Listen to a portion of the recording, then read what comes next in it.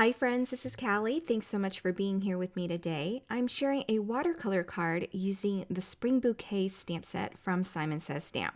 This is a large 6x8 stamp set and there are two bouquets. One is smaller and I've done that one before in a mini slimline. So today I'm going to use the other floral bouquet and create a slimline card. I'm going to start off here by stamping my image over some watercolor cardstock, and today I'm going to be embossing it in black. First things first, we're going to go ahead and prepare our cardstock once the stamp is lifted off on that door with a embossing powder tool. Then I'm going to stamp with a crisp black pigment ink. I'm using VersaFine Clair today in Nocturne Black, but you can use VersaFine Onyx Black, which is also a fan favorite. I usually only have to stamp once with this ink to emboss with, but since the watercolor paper is a little bit more textured, I stamped twice, and then I'm going to apply some clear embossing powder and then heat set that. I love heat setting and embossing my images when I watercolor in a hurry because I feel like I don't need to be as precise with it, and that's what I'm trying to share with you today. I just want to watercolor something super fun, super colorful, and not have to think too hard about staying in the lines, so the raised edges on the embossed image really helps with this. Okay, so let's get into the watercoloring. Very simple for me. I just need water, a stamp chamois or paper towel, and my little watercolor pan. I have a brush here that I've dampened with some water, and I have applied some water to my paint pan to loosen up the pigment. And what I'll do is use my brush, even if it has a little bit of pigment on it, and I'm just going to wet the areas that I want to work with. And because they are embossed, I don't have to be as precise, and I can work a little bit faster, and that's why I'm working with more than one petal at the same time. So I've wet the areas that I want to work with, and now I'm just going to pick up some pigment with my damp brush and then drop that pigment into the nooks and crannies of each of those petals that I'm working with. And then once I'm done dropping in the ink, I'm just going to clean off my brush just a tad and remove any excess water. And I'm going to use that damp brush to pull up any excess fluid and even some color as I'm swiping. That way it'll show some contrast and some highlight to each of those petals. If I happen to wipe up too much pigment, I'll just go back in with my brush and kind of pull that pigment back out from the nooks and crannies or the darker areas, or pick up more paint if I need to. So the painting process is going to be the same for all of the flowers and foliage on my card today. And so we'll talk through it as we speed it up so we can get through this card. Watercoloring is always a time-consuming process for me, but once I get into the groove, it feels like it's going a little bit faster. And to reiterate, the embossed image really helps save me a lot of time because I don't have to worry about being a perfectionist. When I do no line coloring, I'm so particular about staying inside each illustrated line and then working with one petal at a time and moving around between petals so that the wet areas don't touch each other. It's a bit more time consuming to do a no line watercoloring. So I always opt for embossing if I'm in a hurry or don't have a lot of time. So my first rose here is nearly done. I'll go ahead and watercolor the second rose as well, and I'm going to skip through that so you don't have to watch me paint the same flower. I'm moving on to this anemone now, and I'm using a different color paint.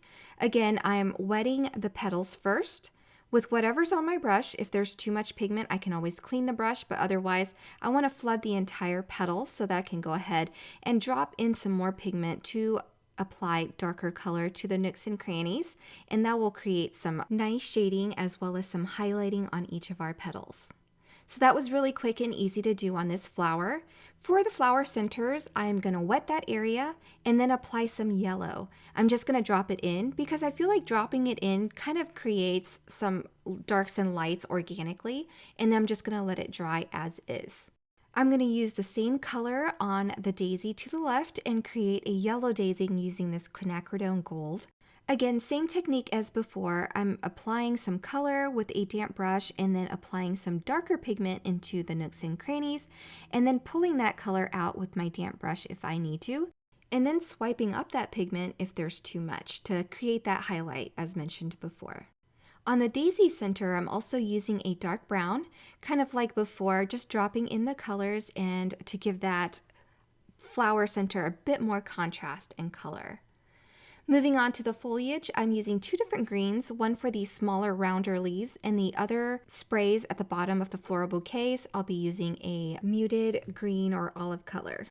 I'm realizing at this point that I've never said what kind of watercolor I'm using. This is Daniel Smith watercolors. You can use anything that you might have. I love the Ulta New artist grade watercolor as well. There is a wide variety of colors in their 24 pan set, and you can also create beautiful cards with those colors as well. And it's a great price point compared to the price of Daniel Smith watercolors. So if you're just starting out and want to try watercolors, Ulta New is a great place to start. And then perhaps you can build your collection with a more professional grade of watercolors like Daniel Smith. When I'm done watercoloring, I'm going to go ahead and use the coordinating die to die cut my image out. I love it when there are coordinating dies. It just makes the process so much easier. I am okay with fussy cutting, but if I don't have to, that excites me as well. Okay, for a background, I'm going to do some ink blending here on a slimline card panel. I have a panel that is 3.5 by 8.5 inches wide and long. And I've got some blush ink here that I'm going to ink blend just to the sides of the cards. And I kind of want them positioned right behind the roses that I watercolored. And then I'll use some bubblegum ink, which is the lightest purple. And I'll do that in the center.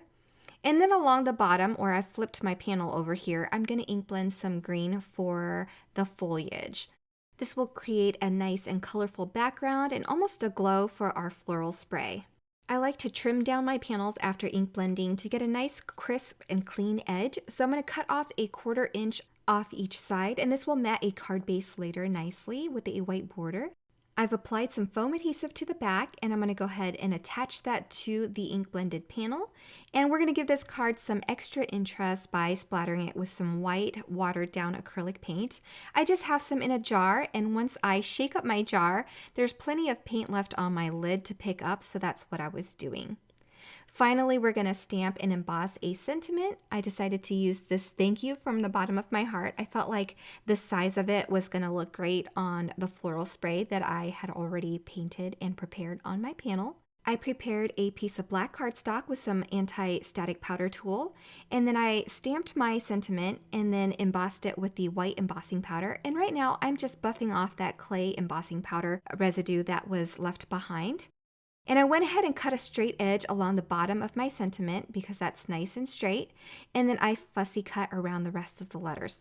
I like for that black border to be consistent all the way around my sentiment, so I like fussy cutting around the scripted words. And then to adhere it to my card, I used some black foam adhesive strips to adhere behind the sentiment. And all that's left to do is to adhere this to a slimline card base. And that finishes my card today. If you wanted to, you can attach some sequins, but I felt like this card was just great as it is. If you're interested in the supplies that I use, be sure to check out the descriptions below, as everything I use will be linked for your convenience.